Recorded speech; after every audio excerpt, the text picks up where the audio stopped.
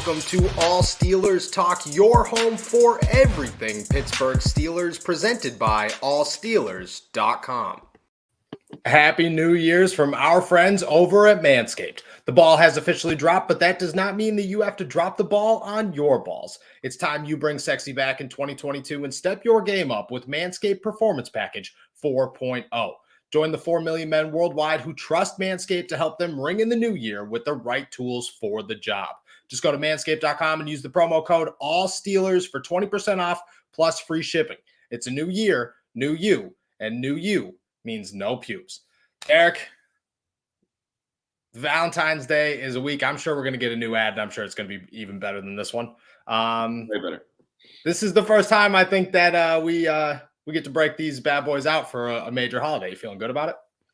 Hell yeah, man. I got big Valentine's Day plans, man. Yeah. What's does your wife watch the show? Is this gonna ruin it if you? I can't spoil. All right. We'll talk about it next week. We'll get Derek's big Valentine's Day plans next Friday. Yeah. It's time to ramp your exercise and grooming routine this year for maximum gains. A six-pack is a great New Year's resolution, but how about a six-pack for your balls? The Manscaped Performance Package 4.0 contains 6 essential tools for the ultimate below-the-waist grooming routine. Inside the Performance Package 4.0, you'll find the Signature Lawnmower 4.0. This electric trimmer is designed to trim hair on loose skin. The advanced skin-safe technology reduces nicks and cuts on your delicate nuts. It also comes equipped with a 4000K LED spotlight that will shine a light to the promised land 2022 looks to be. It's also time to freshen up down there in the new year. The Crop Preserver is an anti-chafing ball deodorant and moisturizer. You already put deodorant on your armpits. Why are you not putting deodorant on the smelliest part of your body? And for on-the-go freshness, after you leave the gym, you'll love the Crop Reviver Ball Toner Spray. Start the new year with a fresh set of testes, thanks to Manscaped. Manscaped even threw in their Shed travel bag to keep all your goodies stored comfortably. And speaking of comfort, the Manscaped anti-chafing boxer briefs are also included and will bring your boys down south to the next level. Manscaped also wants you to go beyond the groin this year with their new refined cologne, which offers a light yet masculine pleasing fragrance. Get 20% off plus free shipping with the code ALLSTEELERS at manscaped.com. Your balls will thank you. Get 20% off and free shipping with the code ALLSTEELERS at manscaped.com. That's 20% off with free shipping at manscaped.com, and just use the code ALLSTEELERS. Have no regrets this year with our friends at Manscaped. Whew. I always feel like I'm sweating by the time I'm done with that. It's long. It's quite the ad. It's quite the ad. You do a great job, though. I mean, I gotta give you for the enthusiasm. It's I would say that Friday, like Thursday, I'm usually popping because I get Tuesday. That's like a rough one. Thursday, I'm like, let's go. Friday, everything just looks all the same. Like it's just a bunch of scrambled words. We need to get a scouting report on your ad reads, like on the site. Like that would be a good one, actually. An in-depth scouting report. I want people actually to like viewers should be the one that like toss it out there and be like, Noah sucks. Noah's doing all right. I actually bought this and it's incredible. I bought an extra pair of boxers. I won't lie, because they are pretty dope. Not dope. I don't know if you watched the award show last night, but everything went real well up until the Hall of Fame class. Ridiculous. We will get to that. First, we got to start with the best moment of the night for all of Steelers Nation. And that was TJ Watt taking home his first Defensive Player of the Year award. I think definitely deserved, but a lot of people are looking at this like, yeah, well, this shouldn't have been at least his second, maybe his third. What was kind of different this year, TJ, that made TJ, the undeniable Defensive Player of the Year? Obviously the sack record, but what else? Yeah, I think obviously the sack record is going to get a lot of pub in the national spotlight. But I think I do agree that there may be some voter fatigue a little bit with Aaron Donald. I mean, I think anyone with a brain knows that Aaron Donald is like one of the 5 best players in the league. And you can't vote him Defensive Player of the Year every single year, even though he does pretty much the same stuff every year. But I think TJ's up there too, man. I mean, he's finished top 2 now the last 3 years, including winning it this year. Man, it's very deserving. You look at the things that he was able to do on his own, just in clutch moments. I think back to that Seattle game where he, causes that turnover and wins the game for the Steelers essentially in overtime. There was just a lot of those moments, man, where like the Steelers really had to have something and he provided it. And I think that's what you want your best players to do is come through in the clutch. And TJ did that really all year long. Yeah, I definitely agree. Cam Hayward talked about that a bunch of times throughout the year. Like every time somebody would bring up TJ, he's like, yeah, TJ literally makes a play. Like when you need a moment, you're just like, all right, TJ's going to do something. Mm-hmm. And it gives you that Troy Polamalu kind of feel like, all right, well, we needed a moment. Troy's going to do something. That's kind of what TJ is. Different position. Yeah, and I Same love vibe. hearing Tomlin talk about that too, because I know he always tells like the media and stuff when they ask him questions about like, are you surprised that TJ did this, or are you surprised that Ben did this at the end of the game? And Tomlin's like, I mean, this is what they do. Like certain athletes just have that gene to where like when the game's on the line or it's late in the game, they're going to come through for you, and it definitely makes TJ unique. Yeah, it definitely does. And 26 years old.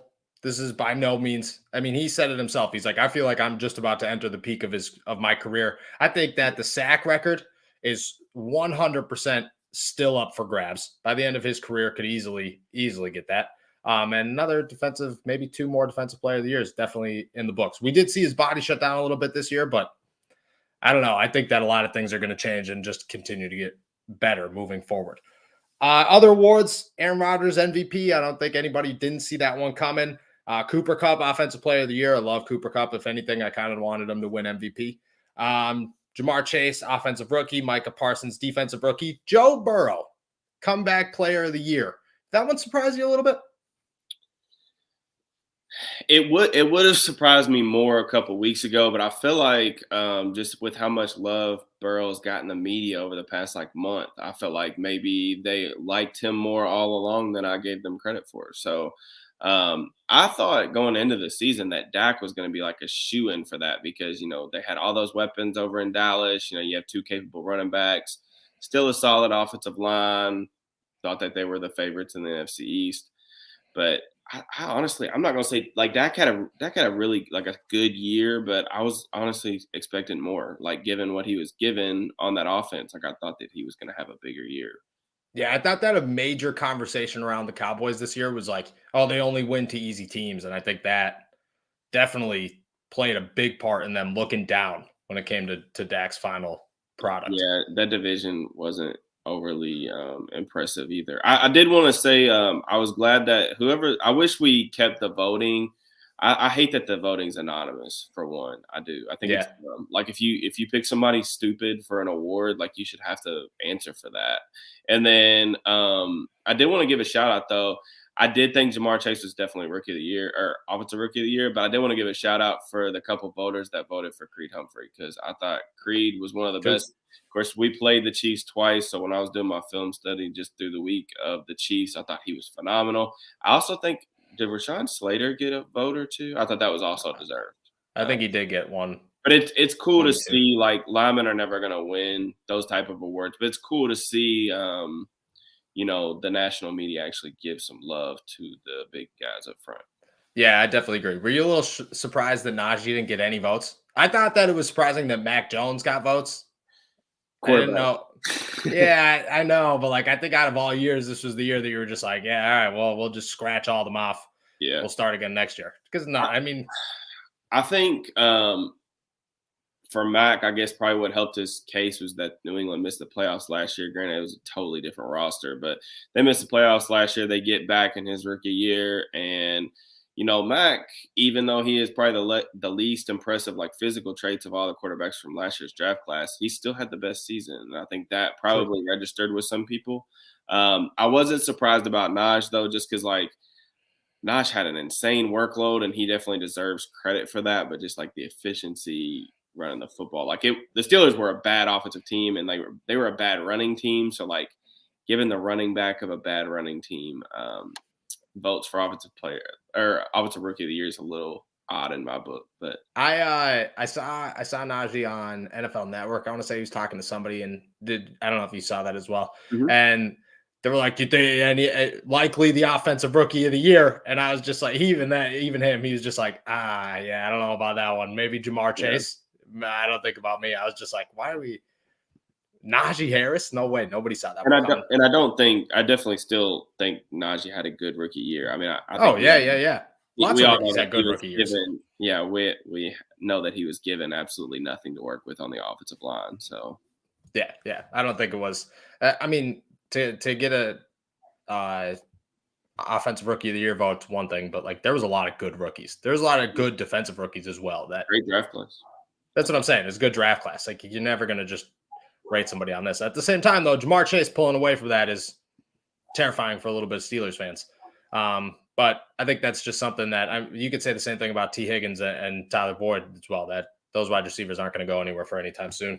The Hall of Fame class, I had a huge problem with.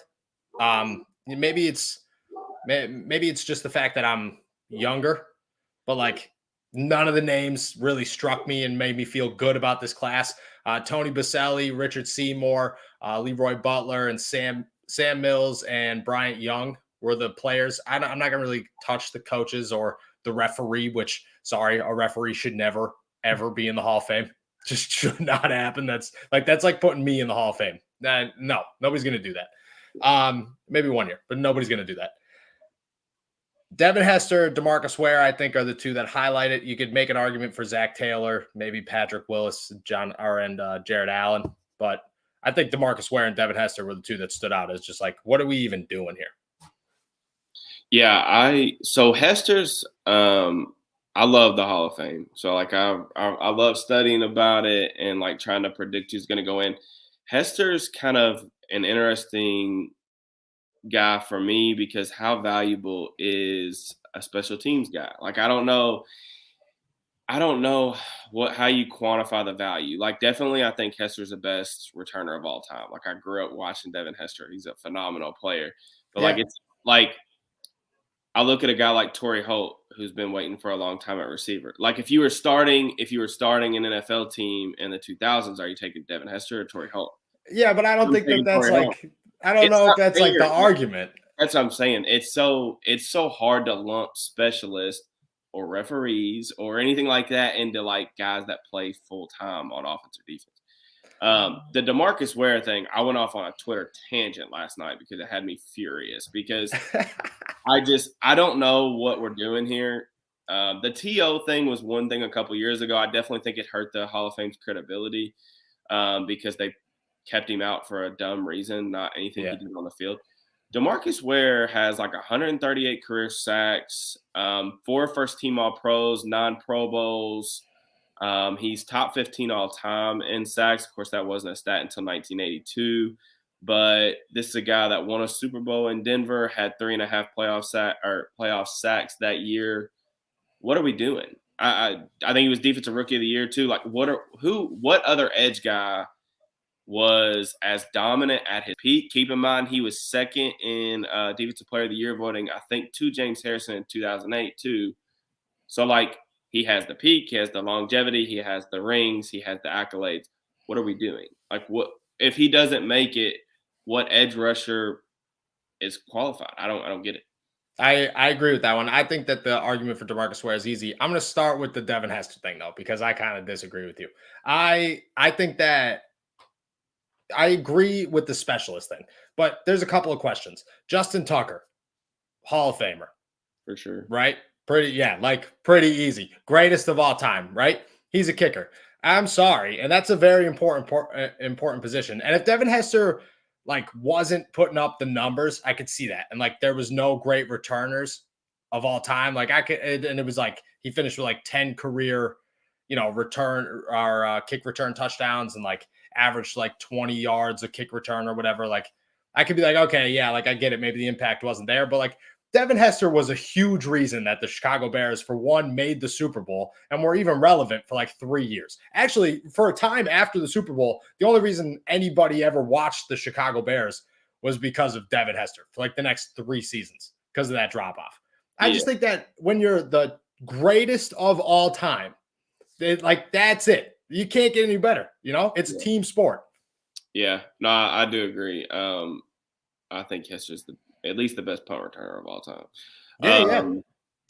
We were actually talking about that. I was at work last night and I was talking to one of my buddies and I was telling him about that Super Bowl with the Colts, how Dungy was like really stubborn all week, and he said, "We're gonna kick it down the Yeah. middle. We're gonna go down and cover this kick."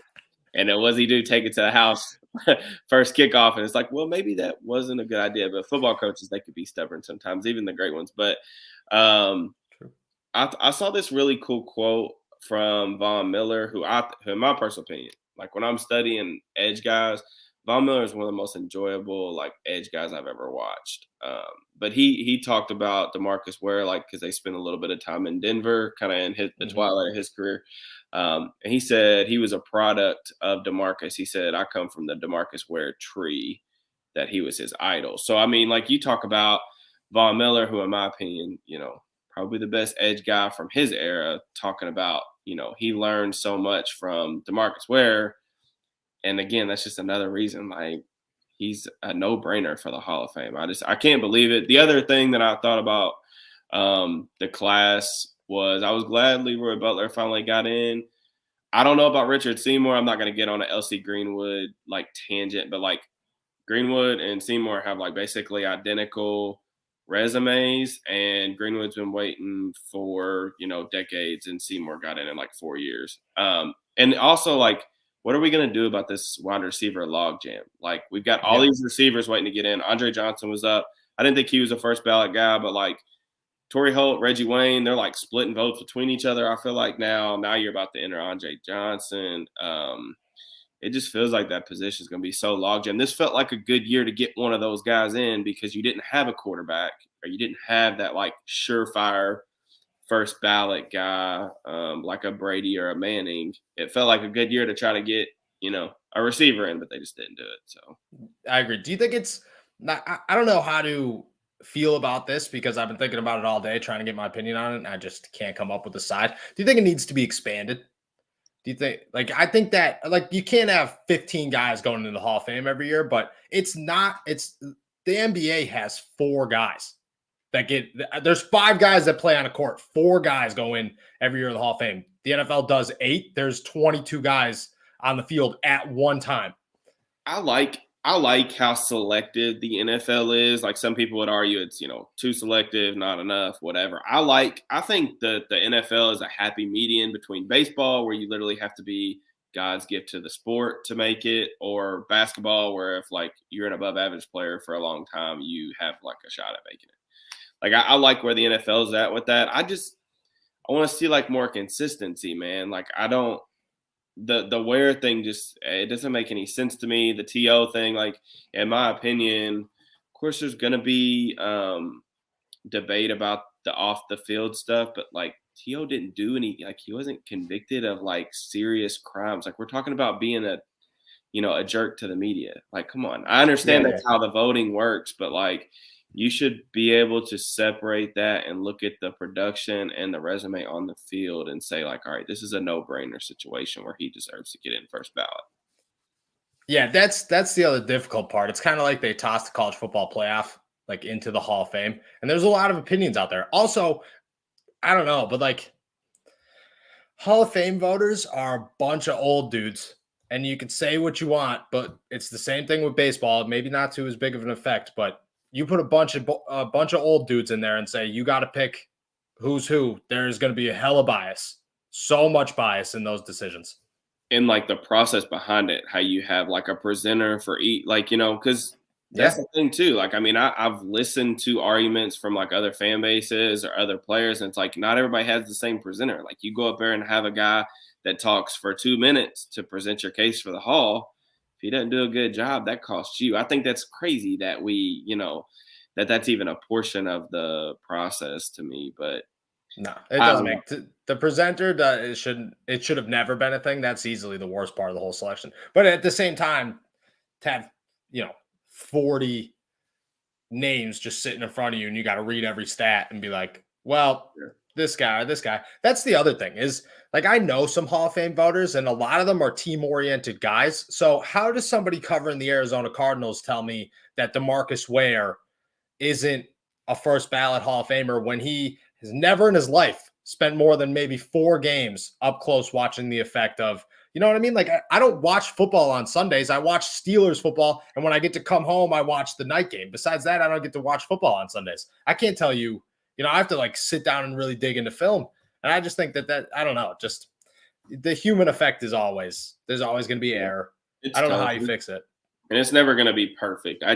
When we have like egregious, because like, I think all the guys last night, I mean, definitely deserving. And like, you don't want to take, I don't want to make it sound like we're trying to take stuff away from them. It's just like when you have egregious misses, that hurts. And I think that stirs up a bunch of controversy beyond like, everybody pitching their guy.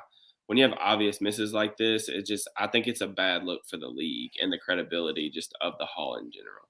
Yeah, I agree. And past couple of years, there's definitely been some misses. So it's a conversation that'll keep going. Guy I feel bad for that I think we'll mention every year for here on out is Hines Ward. I don't think he ever gets in, but I would love to see it. Another guy too that is about to come up that I think is going to be waiting a long time if he ever gets in is James Harrison. Like freaking DeMarcus Ware has like 60 more sacks than Harrison does. So, I mean, you got to look at if Ware's not first ballot. And, like, what's going to hurt Harrison is, like, he's got a weird career arc. He didn't start the first couple of years of his career, has a really short peak, but plays for a long time. Did have that 2008 Defensive Player of the Year, incredible run, the pick six in the Super Bowl. Like, he's a really interesting case for the Hall, but I think he's going to be, waiting a long time to get there too. When is James Harrison up? Do you know? I think the last year he played was 2017, so I think he would be up for or either next year or the year after. Or I don't know. I have to look. Yeah, it's got to be soon. It's got to be at least within the next 2 years. Yeah. Steelers made a couple other moves before we dive into some Super Bowl talk to end this thing off. Throughout the week, Terrell Austin officially promoted to defensive coordinator. Friskman Jackson comes in as the new wide receivers coach. A little bit of a surprising move. I didn't even hear anything. I didn't know that Ike Hilliard wasn't being renewed. Honestly, that's bad journalism on my part. I didn't even know his contract was up, but it is what it is. How do you feel about both moves? The Austin one has been, we've kind of known that was going to happen for a couple of weeks. I mean, it's Mike Tomlin's defense. The defensive coordinator, is kind of second in command in Pittsburgh. So, but the one thing I could say about Austin is the DBs have improved since he came along. That's kind of been his specialty. They've created a lot more turnovers, which I think is notable and definitely something you want your defenses to do in today's NFL because it's so hard to stop people. But getting turnovers is crucial. As for Jackson's kind of interesting. So I tweeted that thing. Jackson was a receiver in Cleveland when they did Ben Roethlisberger's private workout back in 2004. So that's kind of an interesting link that he has to the Steelers already. Played in the AFC North for a couple years. He was in Carolina the last 2 seasons where DJ Moore kind of broke out a little bit. So that's kind of interesting. I wasn't surprised. I didn't know that Hilliard's contract was up because the Steelers didn't mention it. But I wasn't surprised that he wasn't brought back after the year that Chase Claypool had, really disappointing sophomore season that saw his numbers decline and just multiple other frustrating factors there. I think with the receivers, to me, that made it seem like a change is probably necessary was Claypool especially, but the receivers in general just not knowing their assignments, like knowing when to like missing RPOs, like simple, basic, like day 2, day 3 install type stuff. And Chase Claypool and Deontay Johnson being like the 2 heaviest penalized receivers in the league. Deontay led the NFL in false starts. Those are like unforced errors that will drive coaches nuts. And like when you're the position coach of those players, it's obviously a reflection of you, unfortunately. So, yeah. Do you think I agree with you? So I think that Chase is like the main reason. I didn't think about the penalties. That's a good one though. Chase would obviously be the main reason that they're just like, okay, well, this guy couldn't develop a 6'4", 235-pound freak of nature in 2 years, which I agree with.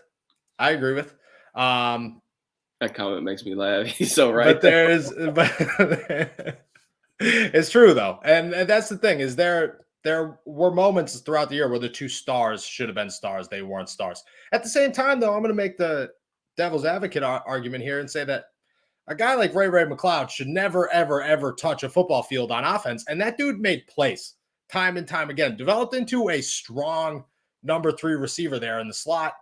I mean, at the same time, Anthony Miller's been sitting on the practice squad all season and couldn't be good enough to play. And Cody White, so it wasn't really a lot to work with. But I mean, Ray's a positive there. I don't disagree with it. I think it is the right move. I think that as much change as possible. That was kind of my argument throughout the week is at this point, if you want to change everything, change it all. There's no point in holding on to anything. I mean, when you have an offense that struggles like they did last year, especially down the stretch of the season, I mean, you've got to be willing to turn over every stone, coaching staff included. We knew that Canada was going to get another year, whether, you agree or disagree with that. But, they're going to have a new offensive line coach. They're going to have a new receivers coach. I think those are positive things. Yeah. Claypool and the receivers in general, it's interesting to me because they don't have anyone locked up long-term and haven't in the last couple of years. And they're facing, a decision on Juju. In my opinion, I think Juju's going to walk for a better situation. And then the Steelers are going to draft a receiver, I think no later than like the 4th round. So that's interesting too. The new receivers coach could potentially be, have a rookie, Deontay Johnson, and then the Chase Claypool project, which is going to be, very big. Yeah, it's a good hand. Our group to hold in your hand. That's what I was trying to get out in my brain. Yeah. I'm telling you, dude, it's Friday afternoon. These awards lasted way longer last night than I expected them to. I won't lie to you. Once like the second commercial break, I was just like, it's 11 o'clock, people. Can we go to bed? It was good, though. I enjoyed it. I agree with pretty much everything you said there. Lots of move coming. I think next week we got to start, though. When is Mike Munchak going to sign with the Steelers conversation? I've been trying to hold off on it a little bit, waiting for him to get released by the Broncos. Mm-hmm.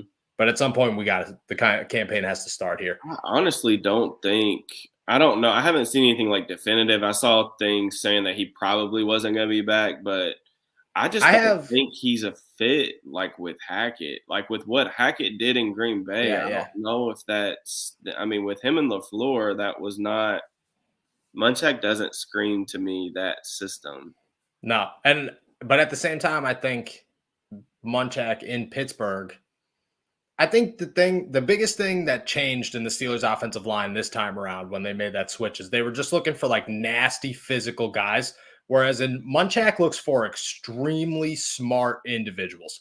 You look at Munchak's offensive line, David Castro is one of the smartest human beings I've ever been around. Marquise Pouncey was a freak of nature. I get that, but he's also very, very smart. Big Al was Big Al. The dude, he was basically Elon Musk on a football field. And even Ramon Foster. I mean, you don't become an undrafted free agent and make it 11 years in football without being a smart dude. So I think that changes, and Munchak can put a different spin on things.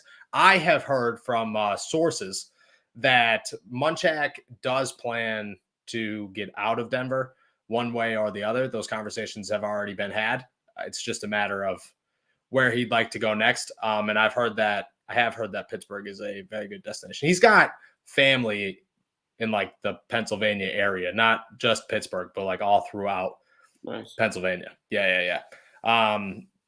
Actually, him and Jerry McNamara are the only two people that have any credibility. That makes Scranton, Pennsylvania's athletics credible whatsoever. It's just those two. It's just who are these guys? Legends, I'm if you don't know, legends, right? Legends.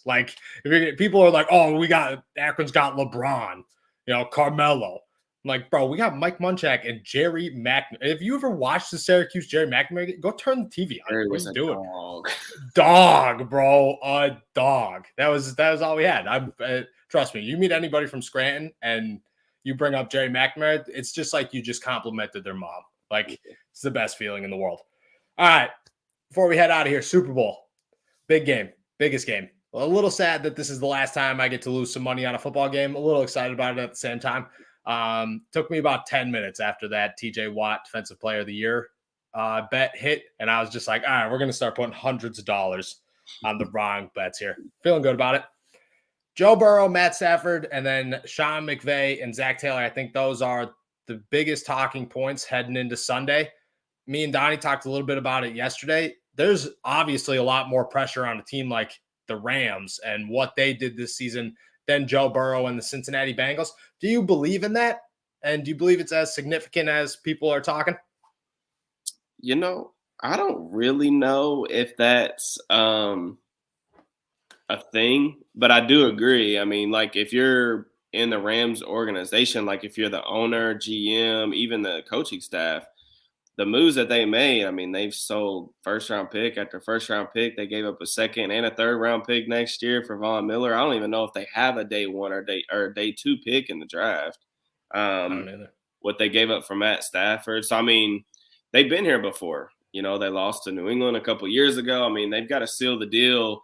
I think a Super Bowl and all that stuff's worth it. Like nobody cares about the picks. You win a Super Bowl. Oh, yeah. Even if if you're unable to sustain that success, it's still worth it. And the Bengals, like you said, they're kind of playing with house money. I mean, they're not supposed to be there.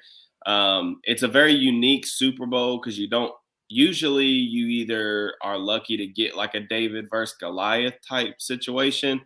These are both kind of like David. They're like 7 teams who like got hot at the right time. Mm-hmm. So in that regard, I think the Super Bowl is like really different than like probably at least 90% of the Super Bowls in my lifetime. Do you think that plays into this in the Bengals' favor? Because I think if you're going to pick David and Goliath in this situation, the Rams are probably the Goliath. Barely. I agree with both Davids. But do you think that plays a little bit more into – because if you are the underdog, you're coming in here and whether you want to admit it or not, like that pressure plays a little bit of a role. There might be like literally zero. Like it's not like the Bengals are coming in here with people are like, there's zero opportunity for them. They can't beat the Rams. No way. Do you think that plays a role in this?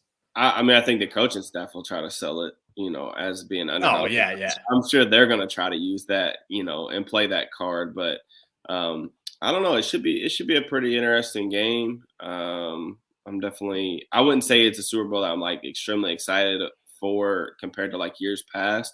But like I do think it has the makings of a good game. Why are you not? What you're telling me that I get that you've like this deep hatred for the Bengals, but I don't. I mean, that's probably a part of it. I won't lie.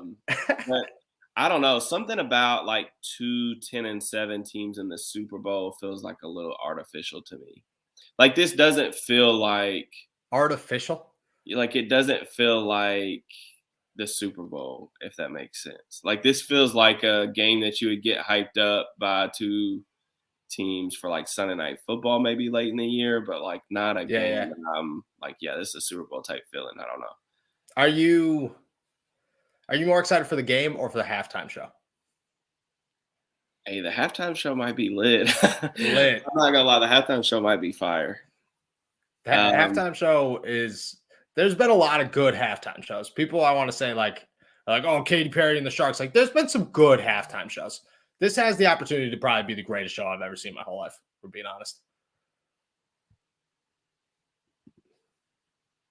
Well, there it is. I'm not even watching the Super Bowl.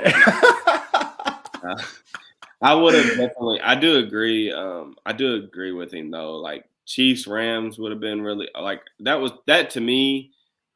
Chiefs Rams or Chiefs Niners was I just didn't feel like I wanted to watch the Bengals, to be honest. You just don't want to watch the Bengals. That's it. Yeah, maybe it's me being a hater. I don't know. Yeah, there's no way, and that's I'll finish it off with this one. What's the impact? What's the biggest X factor of this game? You look at these two teams. What's like the make or break that you feel like? All right, well. I mean, I hate going with this because it's like the extremely obvious like talking point, but I still feel like it's really true. I have no idea how the Bengals are going to block the Rams. So like, I don't know. I mean, sometimes, sometimes football is simple like that. And to me, I look at the Bengals offensive line, which is probably, I mean, it's better than I expected it to be this season. And at times they've held their own. And I know Burrow sometimes will run around and, he makes plays with his legs on his own too.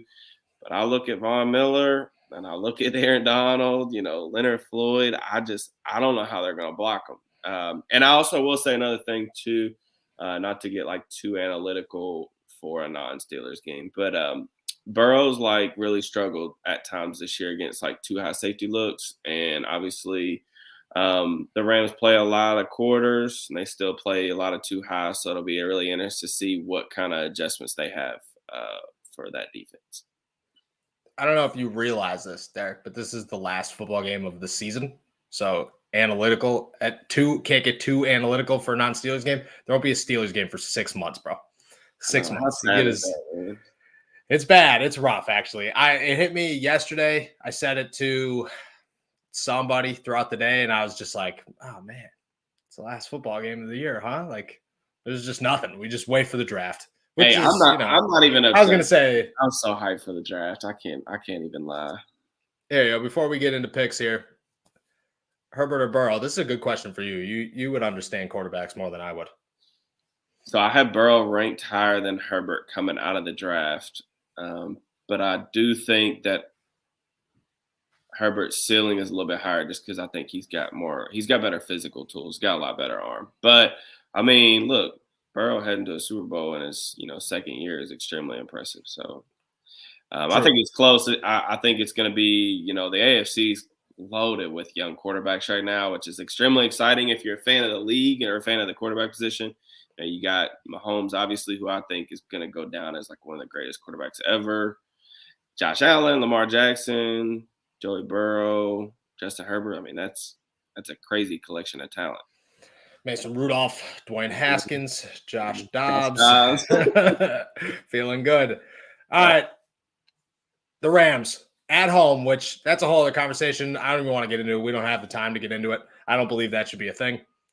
At home, SoFi Stadium. I said, Donnie told me yesterday, 60% of the tickets or something have been in the local area, which means there's going to be a ton of Rams fans. Los Angeles is, I believe, 4-point favorites heading into the weekend. Who you got pulling this one off? What's your final score prediction? Are there a lot of Rams fans in LA though? I don't know. I don't know what Rams fans are. Yeah, I don't know. I don't know if that's, to me, when you first said that stat, I look at that like a bunch of celebrities. I don't know if you saw the ticket price, but like $5,000 for a ticket. I'm not. That's how the Super Bowl is in general, though. Like everyone that I've known that's been to both a Super Bowl and a AFC NFC Championship game says you're an idiot if you're going to the Super Bowl over AFC. I would never want to go to the Super Bowl. Why would you want to go to the Super Bowl? Like if I was working the Super Bowl, that's one thing. Yeah. But if I'm a fan, why would I want to go to the Super Bowl? I would sit on my couch, beer in hand, chips in lap, eating hella hot wing dip. And then I get to go to bed. That sounds like a great time. Predictions. What's the over-under? Oh, the over-under. Let me pull it up real quick. I believe it's 48, maybe 49. It is 48.5. See, I knew what I was talking. And then the Rams are 4-point favorites. Okay. I like the Rams to win. I do. Okay. Call it being a hater. I go back to the point. I don't know how since he's gonna block him. I don't. And I do. I'm super excited to watch Jamar Chase and Jalen Ramsey go at it. I think LA's been a lot more flexible with Ramsey this year. Like he's playing a lot of nickel in the slot. He's moving around. I wouldn't be surprised if like Raheem Morris and them literally just say, you're guarding Jamar Chase all night long. And I think Chase will get him on a couple. I think it's going to be a back and forth, but like I'm super excited to watch it. I'm going to say the Rams win in a lower scoring game. So give me the under. And then I was going to pick Cooper Kupp for my Super Bowl MVP. I don't know what the odds were. I don't know if he's like one of the favorites or not for the prize. Yeah, he's not super high. I want to say he's like third or fourth on the list. Yeah, but I'm actually going to go with more of a dark horse. And this kind of does come from the DeMarcus Ware like nonsense from last night. Give me Von Miller for his second Super Bowl MVP. Oh, all righty. I like that. Rams and the under. Von Miller, Super Bowl MVP. What's your score? I'll say 26-20. 26-20. All righty. I like it. I went 42-38 Bengals. I forgot about maybe I forgot about Aaron Donald when I was talking, but I feel real good about that score. I think that Cooper Kupp's going to have a game. I think Jamar Chase, like you said, is going to get one or two of them on Jalen maybe. And I just think when it comes down to it, Joe Burrow is going to do everything he possibly can to keep his team in this game. I won't be upset about it either way. As long as they keep it within 4. I tried to keep my Steelers fandom in check during this, and I was just like, we'll just go with the 4-point spread. At least then I could root for a loss and feel good about it. Thank you, everybody, for jumping on to another episode of All Steelers Talk. Make sure to subscribe to us on YouTube, youtube.com/All Steelers Talk. We got to use like 4 more of these promo codes, so make sure that you go to manscaped.com and get 20% off plus free shipping. Use the promo code All Steelers. I think there's like another week left on it, so we appreciate you there. Enjoy the Super Bowl. Go Bengals. Go Rams if you're Derek. We'll feel good about the 4-point spread, and we'll see you next week.